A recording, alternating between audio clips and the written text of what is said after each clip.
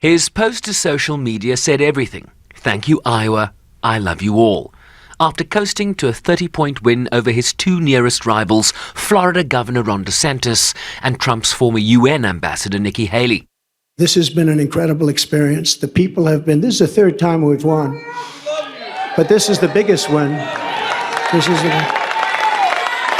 They said, well, if you win by 12%, that's a big win. That's going to be very hard to do. Well, I think we've more than doubled that, I guess, tripled it maybe. I want to congratulate Ron and Nikki for having a good time together. We're all having a good time together. And I think they both actually did very well. I really do. I think they both did very well.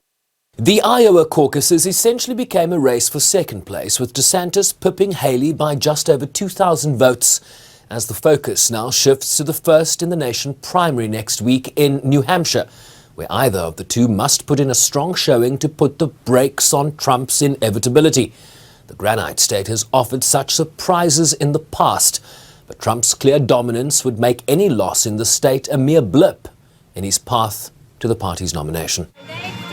With both challengers seeking to portray optimism despite the Trumpian headwinds they both face, that will be difficult to overcome. When you look at how we're doing in New Hampshire, in South Carolina, and beyond, I can safely say tonight Iowa made this Republican primary a two-person race. Our campaign is the last best hope of stopping the Trump-Biden nightmare. But it's more than that. Republicans have lost the popular vote in 7 of the last 8 presidential elections. That's nothing to be proud of. We should want to earn the support of a majority of Americans. DeSantis is polling a distant third behind Haley and Trump in New Hampshire, which could spell the end of his campaign were he to put in a poor showing.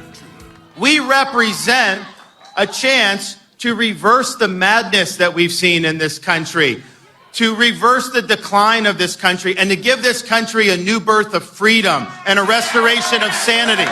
That's what we are going to do. We have a lot of work to do, but I can tell you this, as the next president of the United States, I am going to get the job done for this country. I am not going to make any excuses, and I guarantee you this, I will not let you down.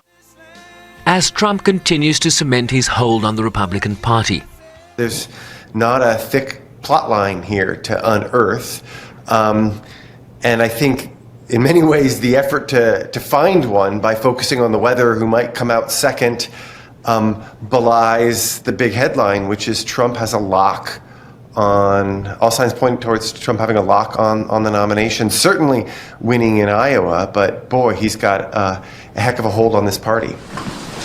And while Trump faces a mountain of legal trouble in the months ahead, he's now more than likely to face incumbent president and likely Democratic nominee Joe Biden in November, in a rematch of the 2020 election that Trump has yet to concede, citing widespread election fraud that the courts have determined was pure fabrication, after losing by more than 7 million votes nationally and by 70 votes in the Electoral College. Sherwin Bryce-Pease, SABC News, New York.